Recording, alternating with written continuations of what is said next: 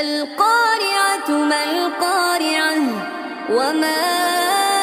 أدراك ما القارعة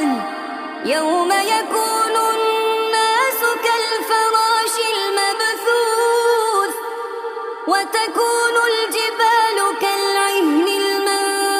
المنفوش فأما من ثقلت موازينه